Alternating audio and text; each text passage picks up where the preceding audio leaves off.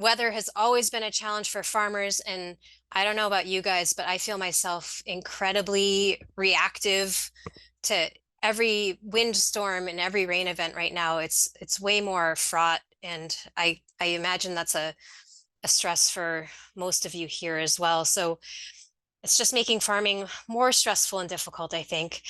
And even before the extreme events of last year at the Veg and Berry meeting, Vern took a survey, and this has already been on the top of most farmers' minds. This is, all sorts of scale and organic, not organic farmers. We know that in the context of our topic tonight, nutrient management, climate extremes are making this more unpredictable and challenging, and particularly these events that I circled in red here, having these more frequent heavy rains, more rain during all the seasons, and drought intensity. And I also want to note that I got a lot of help with these slides from the Climate Adaptation and Mitigation Fellowship from Sarah Kellerman, and also from my colleague Joshua Faulkner at UVM. Both really great resources on climate change and fountains of knowledge. So we know that the precipitation is a big thing, and we'll get into that a lot tonight, but the big outcomes from that are nutrient leaching, soil loss and erosion, and overall nutrient runoff. And from a perspective of soil health, this is where I think it gets much more complicated and unknown. And as so many people know, soil health is such a hot topic right now. We're learning all sorts of things. We're playing around with soil biology and different interactions and learning more every day. But the impacts that climate change on soil health is very new science. I think from a global perspective, there's lots of soil carbon being released as things warm. The microbial communities are changing in the soils. There's a lot of kind of scary risk to the microbial organisms in their individual communities for each soil. They're going to shift with climate change, or they already are shifting. And then on a much more physical level, we've got compaction from heavy, both from like the intensity of the rain and from unwanted field activities. This year, I live in an agricultural area with lots of clay soils, and the ruts that I'm seeing right now from last fall's harvest are super intense because people had to get in their fields to harvest in the fall, even though it was super wet. We're also seeing changes to the soil surface from the intense rains, the displacement from the physical impact of rainfall on bare soil causing these crusting layers. And then finally, erosion. This picture you've probably seen before, but this is, I think, after Tropical Storm Irene. This is Joshua out in a field where the soil just sloughed off in a big rain event. And with that soil, you're not just losing valuable topsoil, there's fertilizer, possibly seeds, and in this picture, even crops lost in that. But I also don't want to get too caught up in the last year's events, and I'm trying really hard not to be reactive and being proactive with kind of my thoughtfulness around working with farmers, and even my own farm is not just fearing excess wet, but thinking about these bigger predictions, which are just these huge variations. And I know Massachusetts and Southern New England had some incredibly dry years a few years ago, and that's of concern too. So we have to be thinking about this whole big spectrum of changes. And heat and drought also require a different approach to nutrient management. These stresses on yield and quality, blossom end rot is a really prime example of what happens when we have irregular heat fluctuations and water uptake. Irrigation is becoming more and more of an essential part of farming. And there's also these altered cycles of water and nutrient demands. And again, these shifts in soil biology that are partly unknown, but are affecting things. And I don't know about you guys, but this winter has just been horribly stressful with the amount of rain. It's been a mud season, I feel like, from last fall. Linda was just saying in our breakout group about the December flooding we had, and I look at bare fields right now and I just wonder about how many nutrients are actually hanging out in there. I've been reading a little bit of like Little House in the Big Woods to my kid and realizing how much people back in the olden days really relied on weather patterns for their food preservation, for their agricultural activities. And now we can't even count on the freezing ground and snow cover for our crops. So it feels like a pretty big change, especially in light of this winter. At one point this winter, my partner was like, wait, how does a predicted, like 2 degrees Celsius change translate into an average daily temperature that feels 10 to 15 degrees warmer than we've had? And that's, I know, not data, but just feeling, but that's what it's felt like. And these consistently wet soils create delays all throughout the growing season, depending on when you have that wet. In particular, delayed planting, impossible cover cropping windows. I know this year people really were challenged to get in cover crops at all points in the year, especially in the fall. And again, that's messing with the nutrient availability if we're not cover cropping and we're not planting at the times we expect and not harvesting when we want. Everything is shifting. And finally, again, this point about driving on wet soils, creating these compaction issues. And I'm just going to zip through a few slides of what we've already been seeing. A lot of these pictures are from last year, but we've got flooded soils with water receding, taking away soil and nutrients. A lot of crop losses from this flooding, and you can see some of this, the crusting taking place as the water recedes. And this was really intense. This entire field is about 50 acres, and it all had this depositional crust of silty layer that stayed for about 2 months after the flood. Really intense, hard to penetrate, required a lot of activity to get it back into production. And then finally, these super saturated soils that, again, last year in my part of Vermont, we had 24 inches of rain between, I think, July or like mid-July to September. And it's just impossible for things to drain. And on the flip side, we've got drought and heat stress. Hard to maybe grow brassicas in the springtime. Irrigation, again, becoming super essential for nutrient uptake in those plants. And I also think climate change, a surprise for me, is these curveballs. So this is a farm that survived the flooding, has very sandy soil, so all this excess rain was perfectly fine. But one of the culverts from the road nearby dumps onto their field. And in one of these heavy rainfalls, the farm was fine, except for the culvert dumping across this landscape fabric or the weed fabric and wiping out part of their field. So the intensity of the rain is just affecting even those farms that seem like they might be the most resilient. And I'm not like entirely sure how these false springs and late freezes relate to nutrient management. So I'm not going to get too deep into it, but I'm sure it does. I'm sure we need to modify maybe some of our practices, creating lush growth in the spring. If there's ways we can think about protecting our perennial fruit crops and early planted vegetable crops, it would probably be wise because we're also seeing more of this. And today here is like 65, and who knows what's going to happen to fruit buds in the next couple of weeks. So Kevin, sorry, I kind of zipped through that, but we have another breakout group if people are up for it.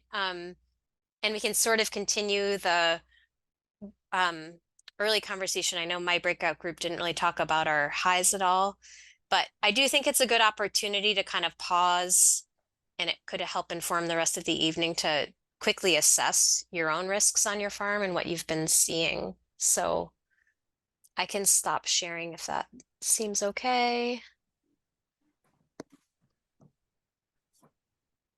Awesome.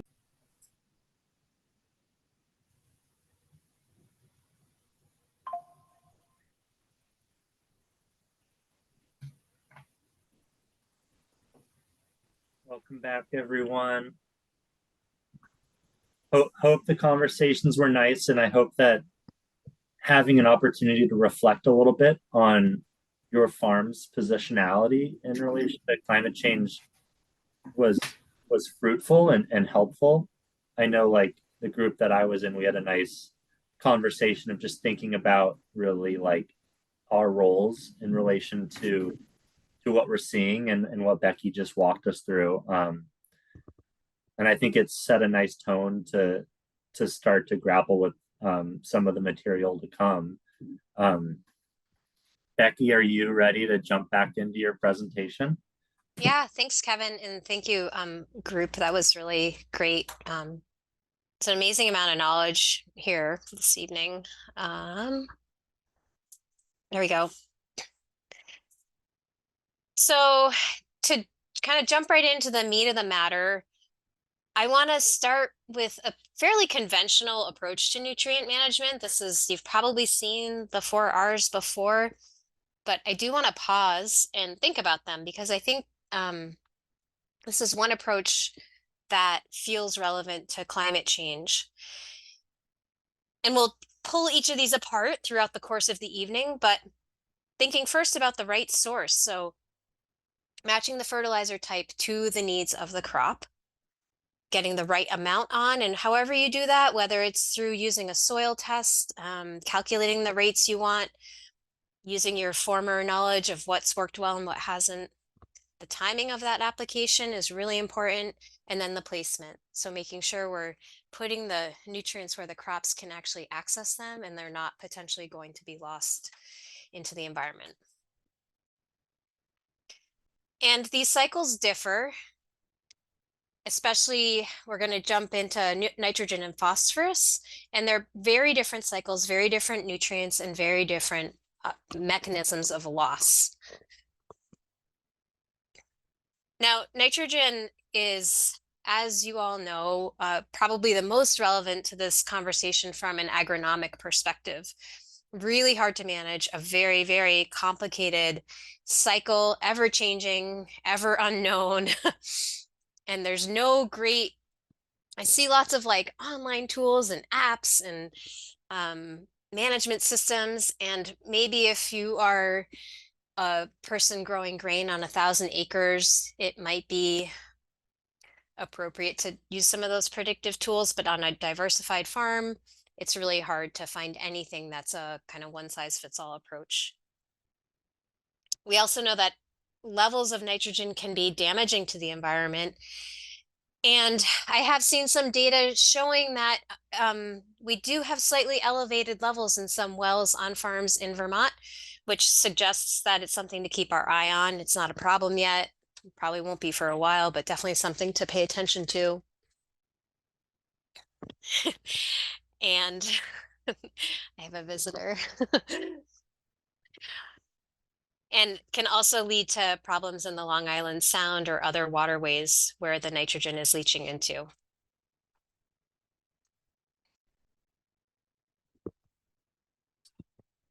Hang on one second. So the nitrogen cycle, this is a pretty simplified version of it.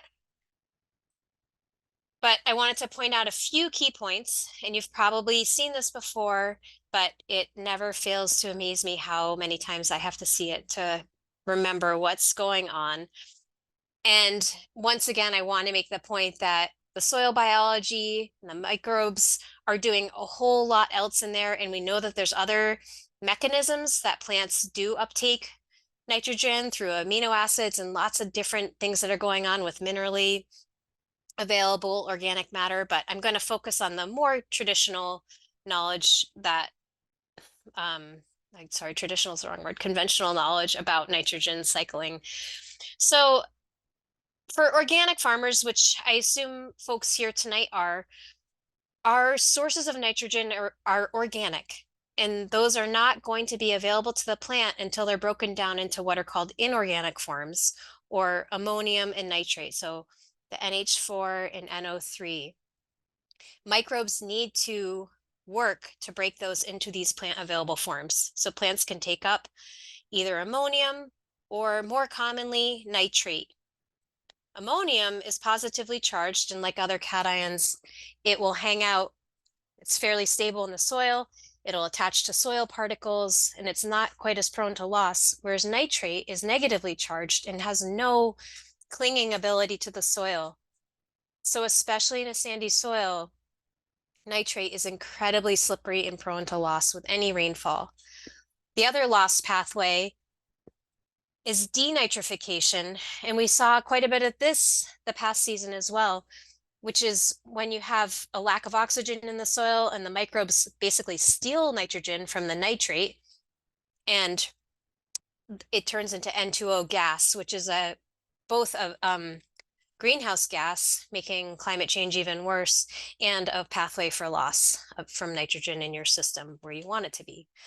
So what we're trying to do as good stewards of the soil is to keep this pathway active and reduce these pathways of loss.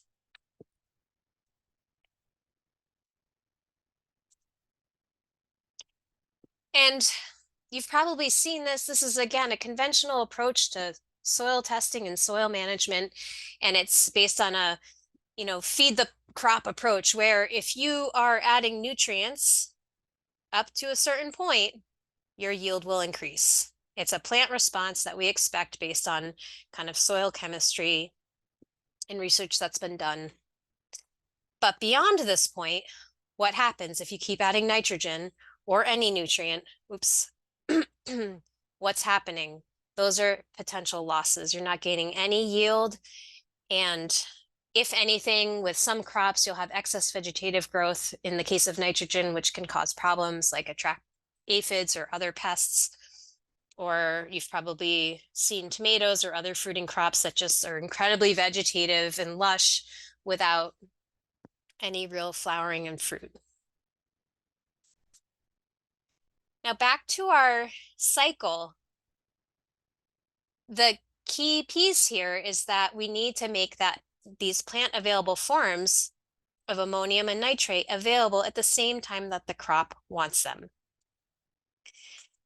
And another key piece of information, which again never fails to amaze me, and I have to like drill into my head, but that is that no matter what your source of nitrogen is originally, whether it's biologically fixed from atmospheric nitrogen by a legume cover crop, or soil organic matter, or an organic fertilizer, or a manure or compost, whatever your awesome source of nitrogen is, it will be broken down into ammonium and nitrate, which are the plant available forms, and are vulnerable to loss. Again, especially this nitrate ion. That's the problem.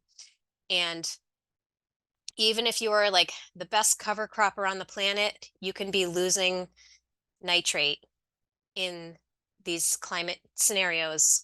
I've seen studies of where they've increased cover cropping, partly with water quality objectives in mind on some light soils, and they've actually seen increases in nitrate leaching because they're fixing so much nitrogen with these cover crops. And they're still vulnerable to loss. So it's very tricky. Another way to look at it is with this graphic. So most of you know that your soil organic matter contributes a certain percent of nitrogen. Again, it's being broken down from this organic form to the inorganic or plant available form. And that's fairly steady across the course of the season as the soil is warming up and the conditions are right. And then you incorporate your cover crop, and that becomes available over the course of the season. So again, this is going from the cover crop residue and being chomped down by the microbes and being released as ammonium and then nitrate in the soil. We also have fertilizer. Organic fertilizers are fairly similar. They have to be mineralized in order to release that plant available nitrogen. Now, the tricky part is you see this dotted line. And our goal is to match that fairly well with this plant available nitrogen. If I were to be a perfect farmer and could just line up my graphs, I might plant my crop here so that the demand matched perfectly with this curve. It's not terrible here, but you are losing some of that optimum nitrate. We also know that this is, way more complex because of the impacts of temperature, moisture, and soil biology, tillage practices, all of these factors are driving this in the speed at which this occurs. And you've seen this on your own farms where it's a cool, wet spring, things are pokey. Once it warms up, things start to take off. If it's too wet or too dry, you don't see as much nitrogen available. You take a cover crop and you kind of crudely disc it in, it takes forever to break down. But if you take it and you flail mow it and then you incorporate it, it's quicker. You're creating more surface area for the microbes. And just generally speaking, if you have a really active soil biology, this will be quicker. If you have a sluggish soil biology, it'll be slower. And again, the soil biology is related to the temperature and moisture. So you see these like loops of like soil health factors that all are driving this equation and make it incredibly difficult to predict, especially when we're relying on these organic sources of nitrogen. This is where conventional growers have some easy tools in their pocket where they can add a very quick available source of nitrogen and know that their crop can access it. Another way to look at it is this book. If you haven't read it, you should. Building Soils for Better Crops. It's been around for a while. And this looks a little complicated, but it's not so complicated. So this green line is the plant nitrogen needs, and the blue line is the soil mineral nitrogen. And this dotted line shows the scenario where you have a wet spring and things are leaching. And all I want you to pay attention to here is the difference in fertilizer N needs depending on the weather. So twice as much on a wet year as on a dry year. And this is side dress fertilizer. So just to make the point that these wet years and the weather really make a difference in the nitrogen dynamics in the soil, which you saw last year. You don't need me to tell you that, but this just lays it out pretty well. It's also important to pay attention to the sources, and there's some pretty good research that I've found, like Oregon State University has some guidelines. Bruce Hoskins at Maine has done some research, and Heather Darby at UVM. I've actually kind of pulled together some, like summarized some of their work that I'm happy to share with folks, but talking about the timing of availability from organic sources, and it really varies. So it's something to pay attention to. But you've got, again, this atmospheric nitrogen fixed by legumes.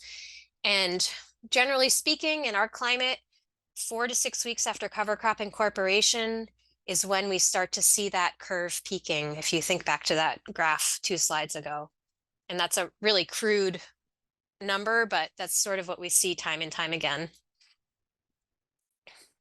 Commercial, bagged organic fertilizers are, they vary. You can get some that have blended sodium nitrate into them, which is really rapidly available, immediately available because it's nitrate. And like, for example, North Country Organics blends different types of nitrogen, so you have a pretty nice steady release. Some of the seed meals are a little bit slower, but again, have a nice steady release over time. And again, matching that with the cash crop timing is the key.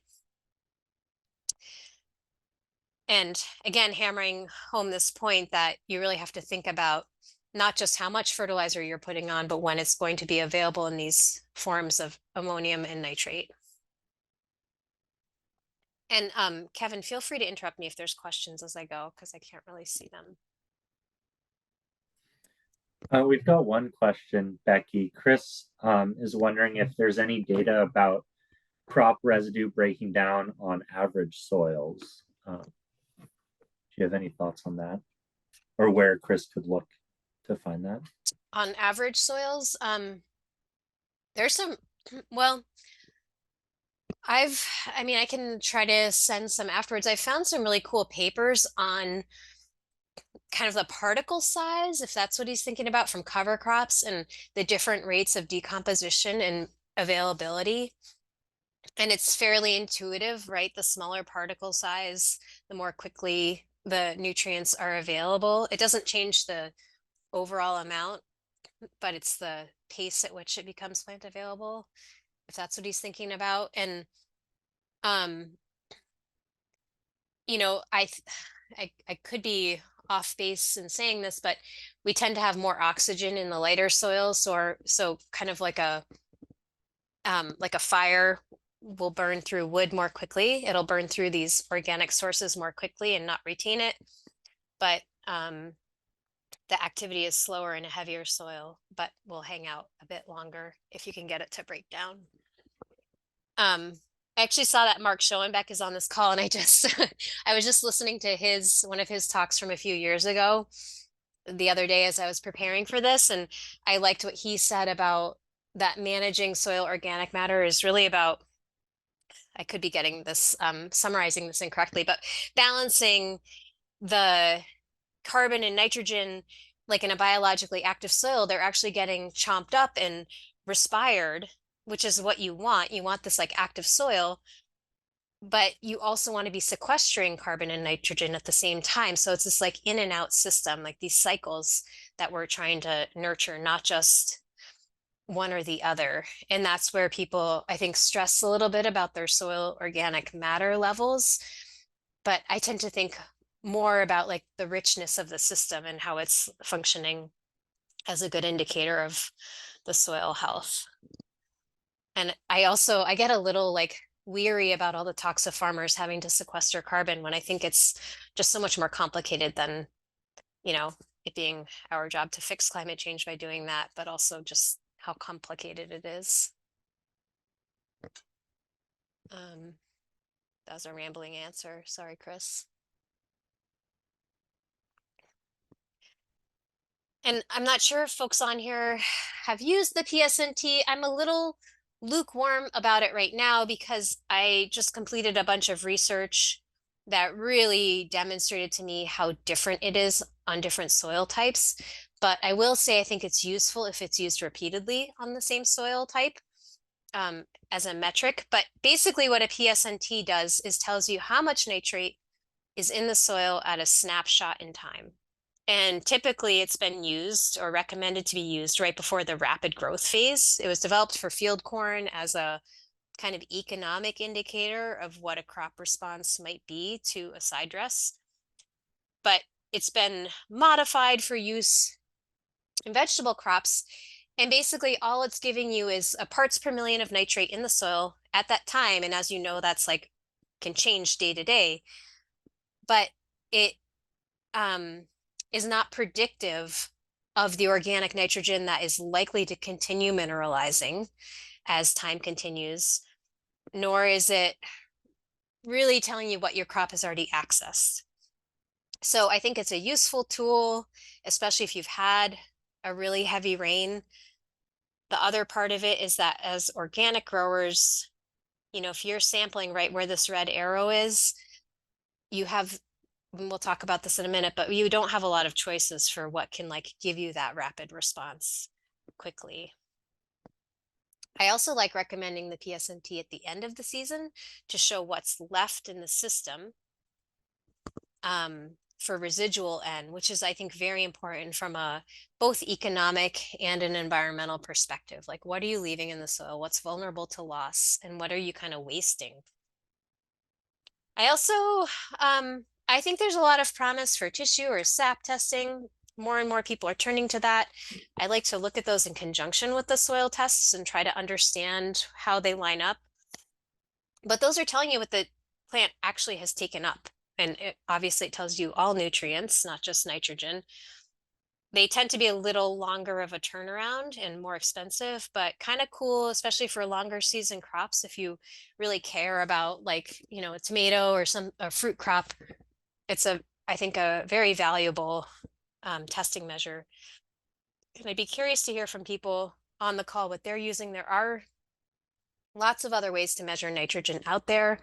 There's also some good proxies like the Cornell Assessment of Soil Health or the CASH test offers things like the potentially mineralizable nitrogen and active carbon, like some indicators of the overall soil biology, which can suggest like how much carbon is going to be mineralized in a time period in that soil. So I think you can paint a picture by using lots of tests, or you can also use your own intuition and knowledge and look at the crops and figure out what's going on. So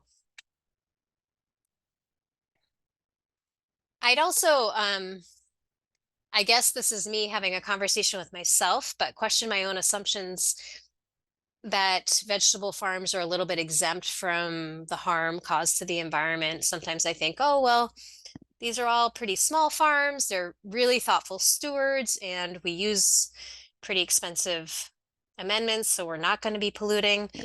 But I would say that we're actually like pretty heavy amenders, and our crops require a ton of nitrogen. We're often on bare soils or lighter soils, and we are often in watersheds where we have losses. So river valleys, lighter soils. So this is the Vermont Nitrate Leaching Index, where it's orange is where there's a high vulnerability to nitrate leaching.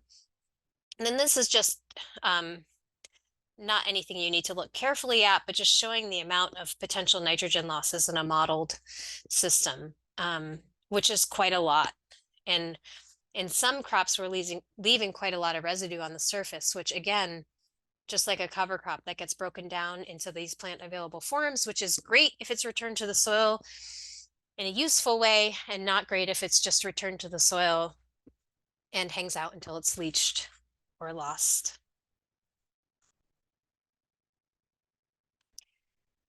And talking specifically about leaching, we all know that covered soil is one of the best things we can be doing. I think about it a lot from protecting soil from erosion and all the other good services from cover crops, but specifically with regards to leaching, cover crops or soil cover are essential. Another way to look at it is I think of cover crops as mopping up whatever's left at the end of a growing season, or as a placeholder at certain times of the year when there's going to be bare soil. The cover crops can soak up what's there and hold it until you need it later. And whenever we can get in there with a cover crop, I think is a really good choice. And this shows how that leaching season changes when you can get a cover crop in there. So I know it's hard, especially on a year like this, to sneak in a cover crop and not always a priority, but when we know that a farm is vulnerable to leaching, or if you expect that you have a lot of nitrogen left, I've taken PSNTs on farms at the end of the year and been shocked how much nitrogen is left. And these are like really good organic farms that are really thoughtful. And just by telling them how much nitrogen was left, they were like, oh, okay, I guess we'll go throw a cover crop on that field and try to hold it in place. So worth thinking about how to use that tool. Becky, Mark, sort of in the vein of cover cropping, Mark was wondering, thinking about choosing the blends of cover crops that you put down. If you have any thoughts on different mixes, say a grass legume or a grass legume brassica cover crop, in the ways that they release N, and if those release rates can be used to better sync with the crop needs that growers have. Yeah, thanks for bringing that up, Mark, because I think that's a really important point. And I think some of it's fairly intuitive that the lusher and greener and younger a cover crop is, the more rapidly it'll release nitrogen, like the lower the carbon to nitrogen ratio is. And there's really good resources on that. If folks haven't seen them, showing like, what a young rye vetch versus a mature rye vetch. And I would also say that another thing I was surprised at in my research, I was looking at the timing of nitrogen from legume cover crops on 6 different farms, organic farms. And at first I was really perplexed. I was using the PSNT as a measure of the nitrate. And I was really perplexed because I was like, why is there such high nitrate levels on like in the same, there's not higher nitrate levels where there was a legume cover crop. And then I realized that they are not actually likely to fix nitrogen if there's already a high background level of soil nitrate that the plant can access. So I don't recommend using a legume if you expect that you might have residual nitrate.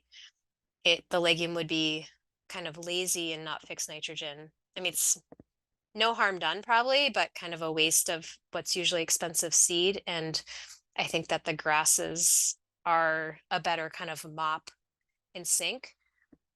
As far as mixes go, I think it really depends on that planting window and time at which you'd want them. And again, that incorporation method too, I think plays into it. Flail mowing, I think, is the best way to get the nutrients back into the system quickly.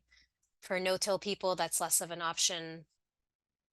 Um, but yeah, I'm really into like some of the grasses with undersown red clover if people can have cover crops for more than a um, one cropping cycle, systems that use multiple kind of rooting depths and um, like upper structures too for shade for weeds. But I definitely welcome ideas about cover crops. Um, any other questions right now?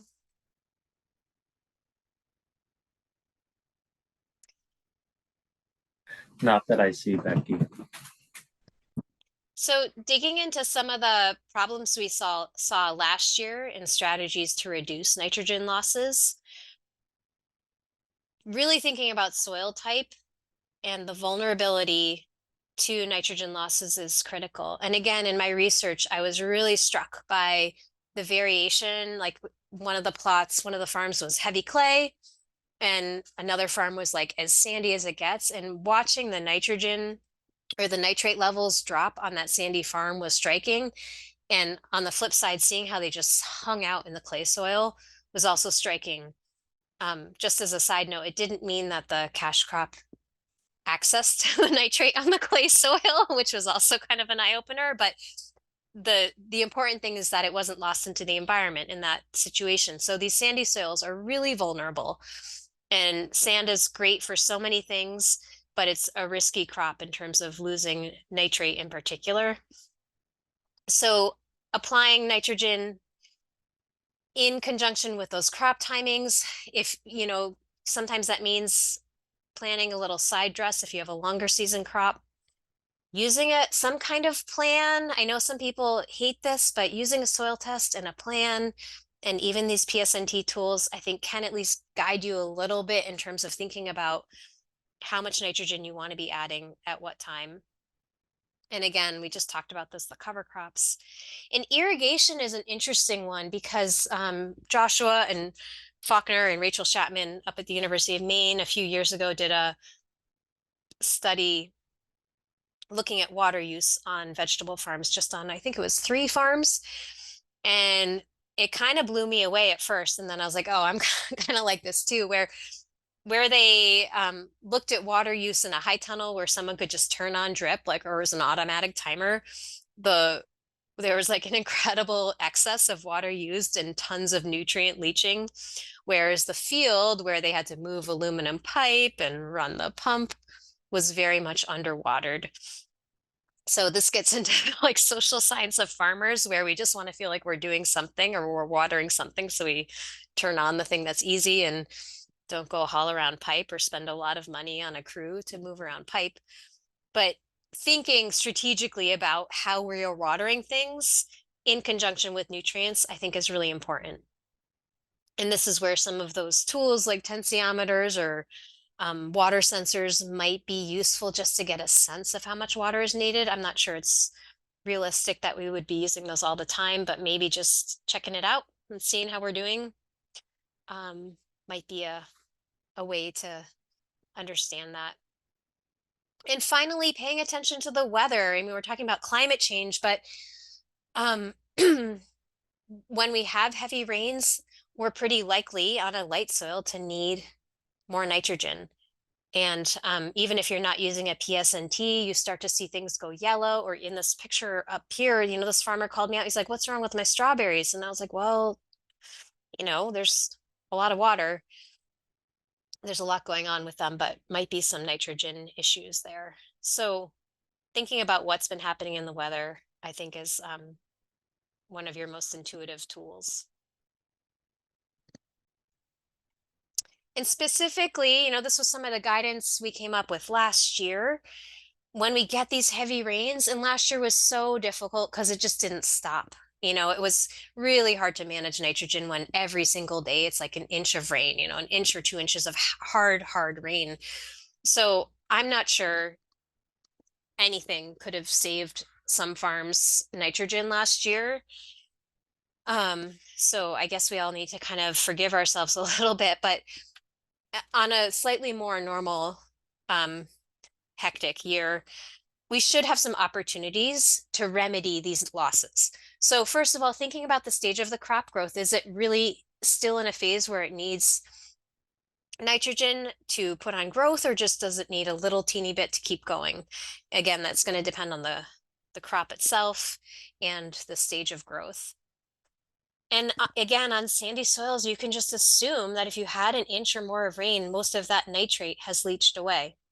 But really important is to remember that the sources you originally put on, the organic nitrogen, whether it's from, again, it doesn't matter if it's from a cover crop or a bagged amendment, it should still be mineralizing. And again, back to my research, I was taking PSNTs every 2 weeks. I would see after a rain, the PSNT levels drop and then rebound. So you're really kind of worrying about those, depending on the weather, but the 7 to 10 days after the rain is when you'll be hit with that nitrate deficiency, and then it should come back up.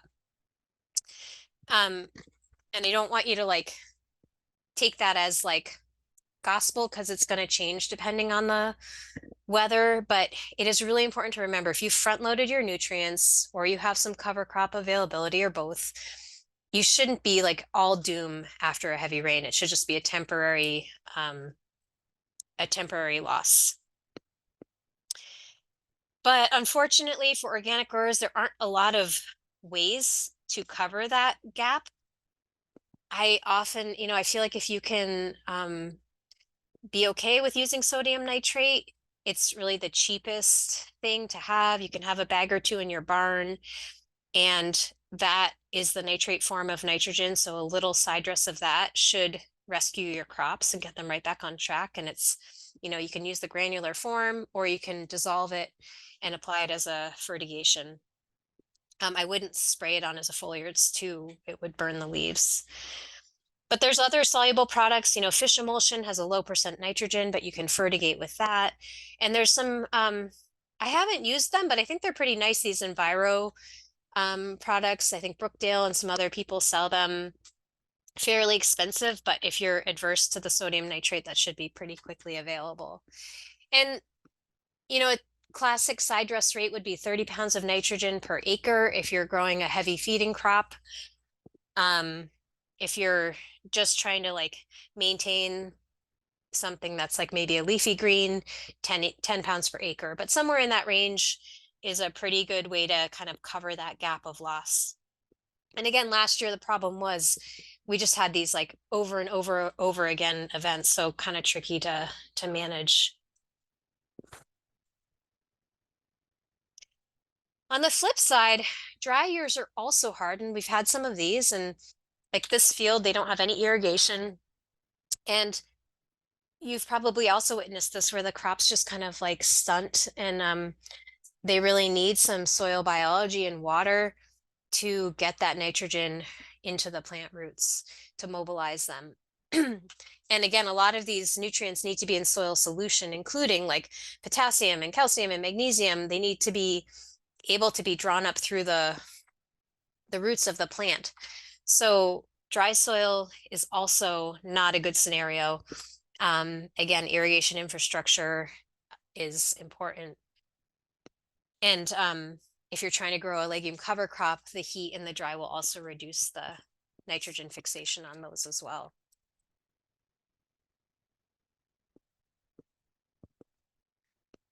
I didn't have a lot of time to cover other nutrients, but I did also want to mention potassium, one of our other important macronutrients, and also can be lost. It's very soluble, and it can also be attached to soil particles and lost in erosion, like wind or water erosion. There's not a lot of environmental concern around potassium losses, but as you know, it's a really important nutrient and also pretty easy to fix. So again, on these sandy soils is where you're going to see the losses. I know a lot of farmers on sandy soils who always side dress with potassium, no matter what the season, but a rate of about 30 pounds per acre after a heavy rain, maybe less, but getting that potassium back on there is pretty important, especially for crops like potatoes, carrots, beets, fruiting crops, peppers, tomatoes. I wouldn't forget about potassium. And you can take a standard soil test to check in on the levels if you're concerned after some rain events.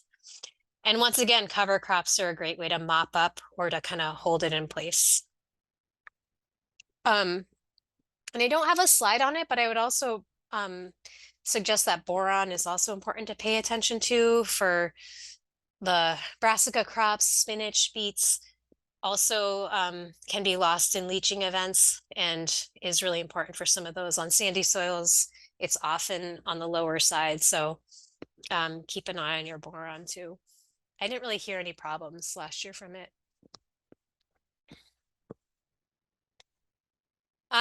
Diving into phosphorus, I know that it's we hear a lot about phosphorus in Vermont, and it is a huge environmental issue, so I wanted to touch on it. I think it's less of a like agronomic concern. You probably didn't have such trouble with it last year, but we can have problems from excess phosphorus on our farms, many of our farms, because we love compost. And it can have these negative consequences with inhibiting mycorrhizal fungi and even tying up some of our micronutrients. And actually, I live on Lake Champlain and I swim in it almost every day in the summer. And one day I went down and this is what I found. So it's yucky when too much phosphorus causes our water not to be swimmable. And we see more and more of this. Big bummer. And same as with the nitrogen, right? We know that you have a yield response to a point and then you don't. And then all of this becomes excess phosphorus and potential losses to the environment. And this level is pretty low on a soil test. So we need to pay attention. And in no-till scenarios, we do see it accumulating near the soil surface. It's there's still a lot of research being done on the like how things are really playing out on these conventional no-till farms, especially near where I am, where they're surface applying manure now, and there's different loss pathways involved with tillage versus not tillage, but we do see it accumulating. And on our farms, this is what we're seeing, right? So for every like 1 pound of phosphorus that a crop is taking up, it's taking up like several pounds of nitrogen. So when you're using a manure product or a compost product to meet your nitrogen needs, you're over applying phosphorus, which is why so many of us on organic farms have abundant phosphorus. And there's several ways it's lost, more pathways than we originally thought. It can be dissolved on these surface scenarios with no-till pasture or hay, so when it's been applied to the surface. And then in tilled fields, it's usually sediment bound, so lost with the actual soil particles. And this is another way to look at that, how we have different ways it's lost.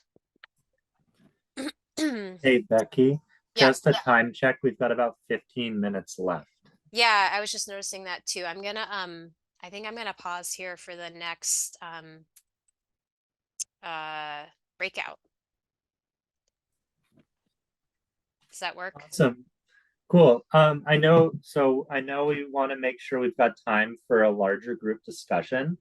Are folks in the audience, are you feeling like you want to jump back into this breakout and have a small group conversation, or would you prefer to prioritize having a larger group conversation at the end of Becky's presentation?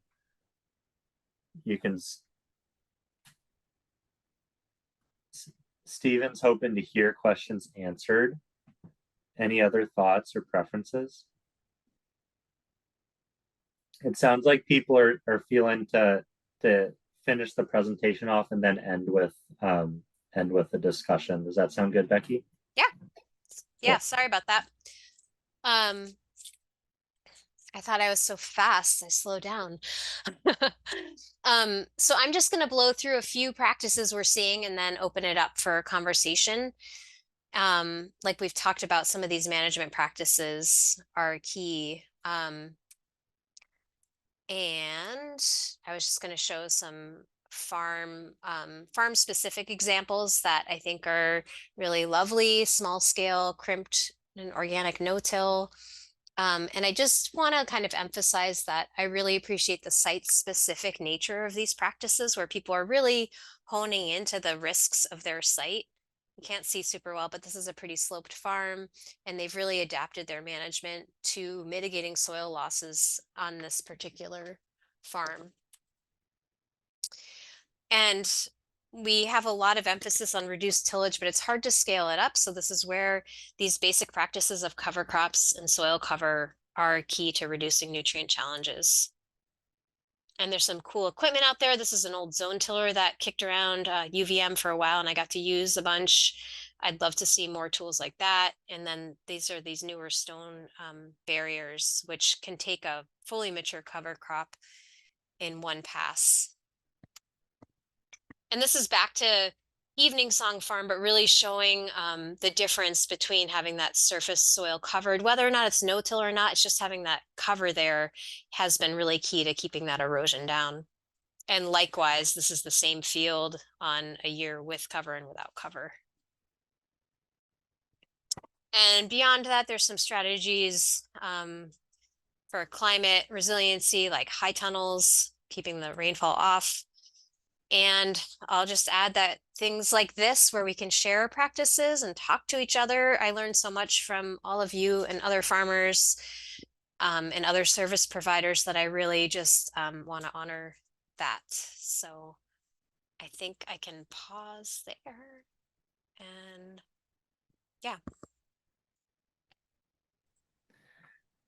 Awesome, Becky. Thanks. And that's a like a really nice segue into the rest of the conversation. And I think opening it up so that everyone here can learn from each other, both to ask questions of you, but also potentially to share techniques that they're applying on their farms that are working or aren't working, and what folks are learning as they try to adjust systems through all of this.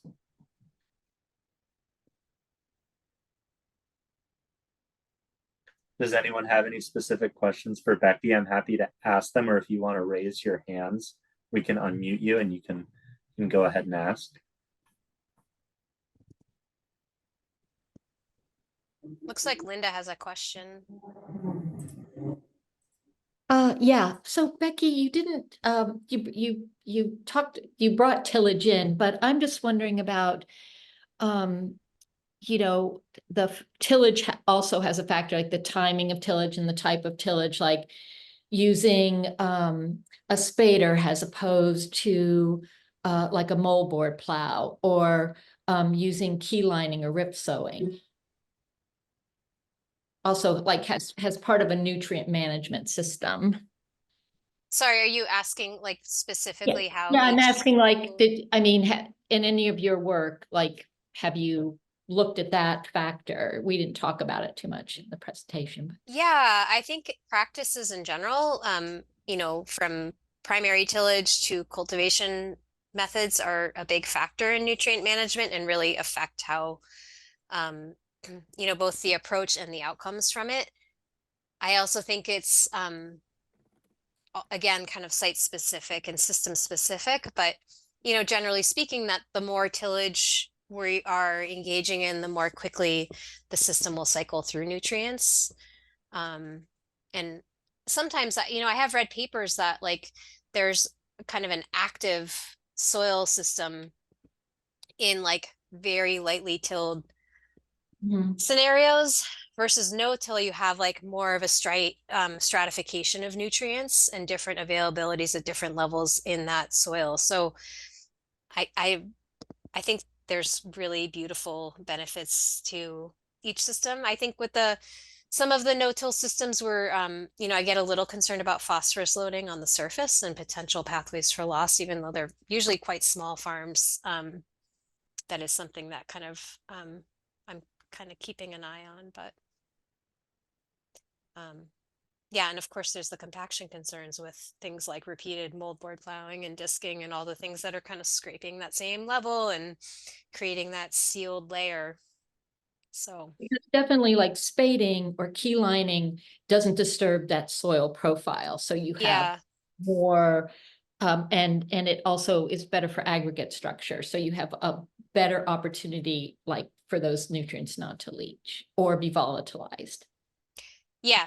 And I think that there's bigger conversations happening in the kind of dairy farming and clay folks down near me with how to remediate the damage from last year, and tools like keyline plows or rippers and kind of very thoughtful tillage is really important right now.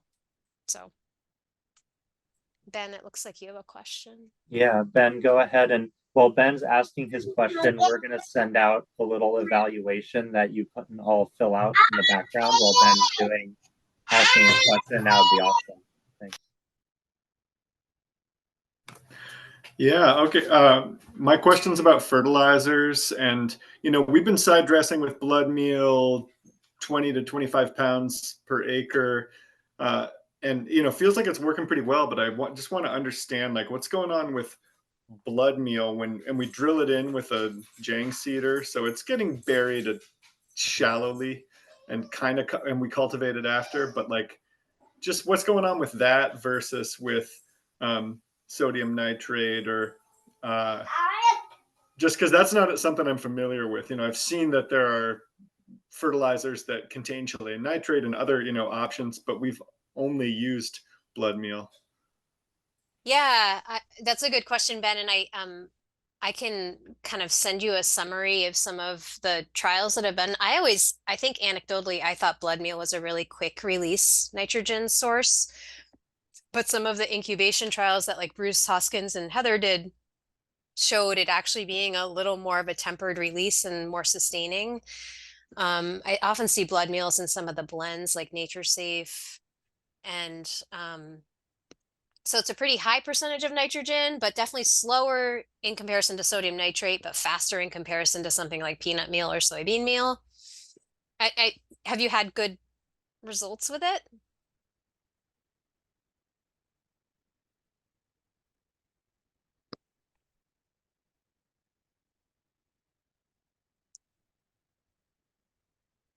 Oh.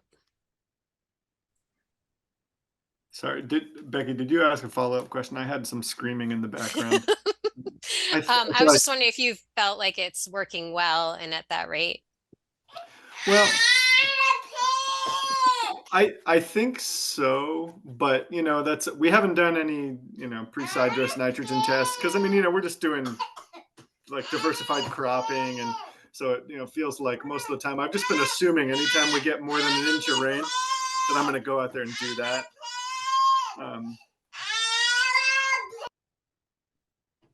So sorry, we can move on to the next question. Yeah. I am interested in learning more about that. Thank you. Yeah. And I just want to, Linda put a note in about Chilean nitrate.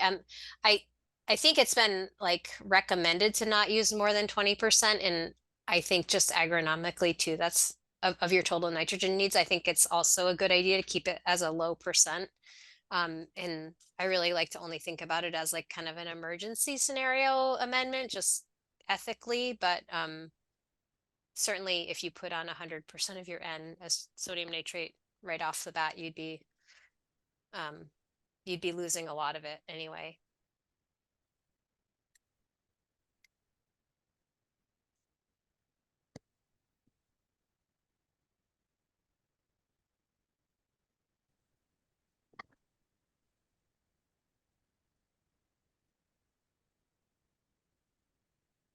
I've raised my hand. Can I just go ahead and talk? Yeah, sorry. For it. Okay, that's fine. I was curious because one of the things we can know is we can know what our soil temperature is. We can know how much rain we've gotten. Is there any sort of like working on developing, like if it's been this much rain in a week or like overnight type thing, what the potential nitrogen loss had been, just in terms of, because I think my strategy is like put on as little as you need in the beginning of the season, knowing that we're going to now have the potentially huge rain events that would leach it anyway. And so how to just kind of like track these formulas of how much to put on. It's one thing to say, okay, the crop needs 80 pounds of nitrogen. But anyway, so that's just kind of where my question is, to trying to like come up with like a formula. Yeah, good question. I don't know of any like real tools out there. I think there's some good guidance, and um there's I haven't used it, but like NRCS has a like nitrate index that you can actually use on your farm, kind of like the P index. So that would incorporate soil type and other factors into it. So that might give you a sense of things based on your crop type and then all the other soil health indicators. I also think it might be worth, if you took a cash test, could incorporate some of that information, because that'll give you a sense. I imagine, Clotilde, you have an amazing soil biology. So, and finally, there are like lysimeters and stuff you can actually collect the leaching. And you could, connect with a researcher like Joshua and folks like that, or do collect that data out there. And I guess my final thing is, if you're curious, just trying some little mini trials, like, after a big rain event, try one little part of your bed with a certain amount of side dressing, a little bit with none, just see what works. But that's not really like what you were asking for. Looks like we have time for one or two more questions. Does anyone have anything burning that they want to share?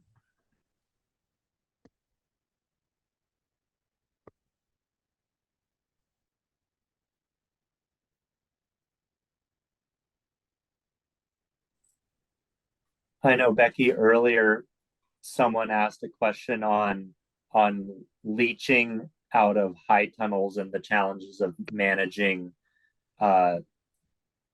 applying nutrients and water within covered and protected growing spaces. Do you have any thoughts on the nuances of doing that? Leaching from the tunnel to the outside. To groundwater. Oh, that's a and the bummer. risks of that. Yeah, I was sort of sharing that this year on my farm. So we have clay, and then we build up our high tunnel pads, but even still the water kind of crept in and caused some saturation. So we put in just some simple drainage on the sides. I think if you're concerned about nutrients leaching from that soil, having a catchment system would be really good, and some way to recycle it back into the tunnels as a water source. And if short of that, having a buffer, like a really long buffer area of hayfield or grass before it reaches any surface water. Mm.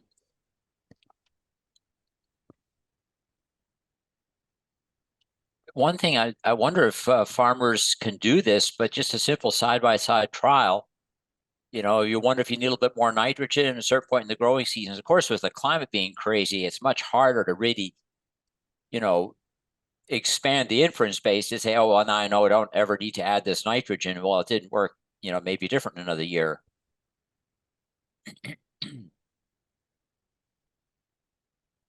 But it's a thought, something I would suggest. Go ahead. Yeah. Oh, I was just gonna, in terms of that, in Clotilde's question, I don't know if anybody is using a pentrometer in their field to measure your infiltration rates. So that would give you some kind of an indicator, like a very simplistic one, but of like what your rate of saturation is and then if you kind of track that over time, and you can usually borrow one from UVM Extension or NRCS, but tracking the rate of saturation in your particular soil could help build like an indicator in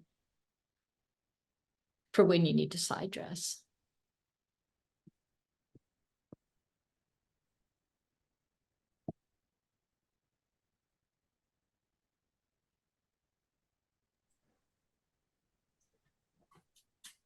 Okay, everyone, we are about at the end of this forum.